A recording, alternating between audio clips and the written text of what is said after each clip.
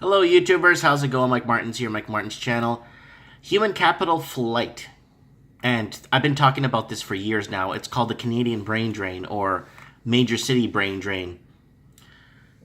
And this is what Wikipedia says. I don't believe most of the stuff that's on Wikipedia because it's very biased. But here goes. Human capital flight refers to an immigration of highly skilled or well-educated individuals. The net benefits of human capital flight for the sending country sometimes referred to as a brain drain, whereas the net costs are sometimes referred to as a brain drain.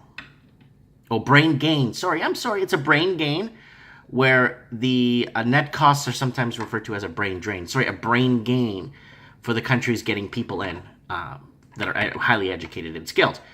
Research shows that there are significant economic benefits of human capital flight both for migrants themselves and those who remain in the country of origin.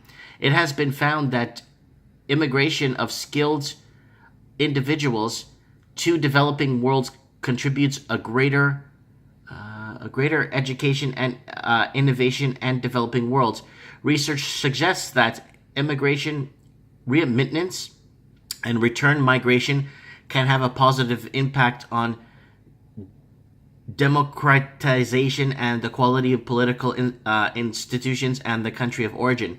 Claims of a brain drain remain largely unstopped in academic research, with some scholars describing it as a myth. It's not a myth, it's true.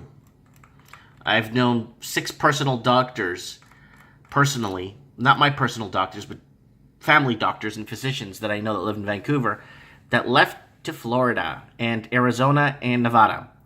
Anyways, organizational. The flight of talent, creative and high qualified. Geographical. Individuals, college grads in the area of residence. And industrial. The movement of traditionally skilled workers from one sector to another sector.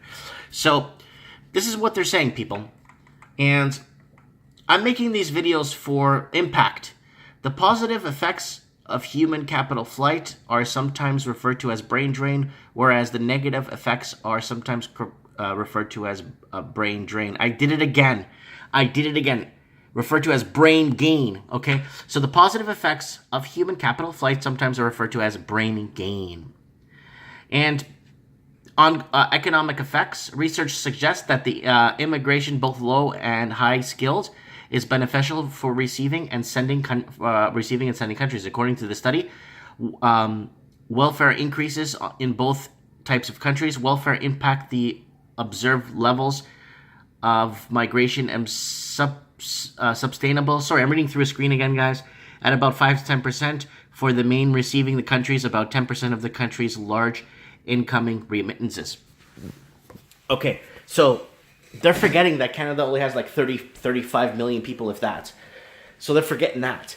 And the United States has 330 million people. So people, it's not, the numbers is a huge gap when it comes to populations between the two countries.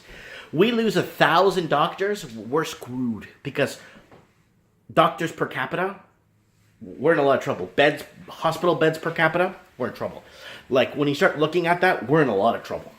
And personally, why am I making these videos? Why have I been making these videos all these years? And I'm very poorly educated. I barely know what I'm talking about most of the time. But your comments help me out in the comment section, which really means a lot to me. Why am I making these videos? Because I'm tired of seeing our country sold out to the highest bidder that has no good intentions of making Canada better. Has no intentions of making Canada a better place to live. And when we sell out to the highest bidder, guess what happens? We lose. And our free market, that's great and dandy on paper, isn't really working for the masses of Canada.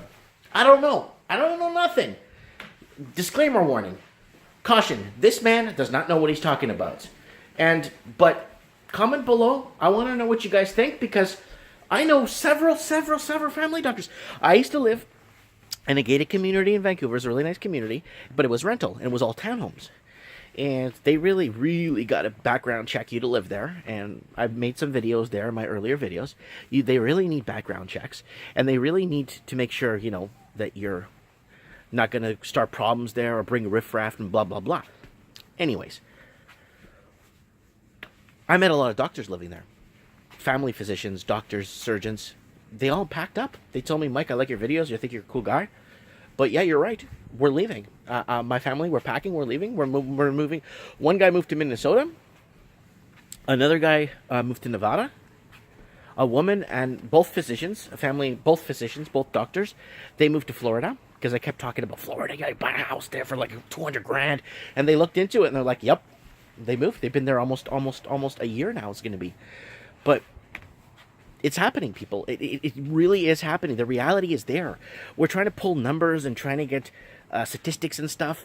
No, it's witnesses, people on the ground that are seeing what's happening and watching the change happen. Anyways, guys, I want to know what you guys think about this. Do you know of anybody on your block or on your street or in your neighborhood or in your high school or grade school or on Facebook that basically left their country, their country of origin for better opportunities in the South in the United States? Let me know. Comment below.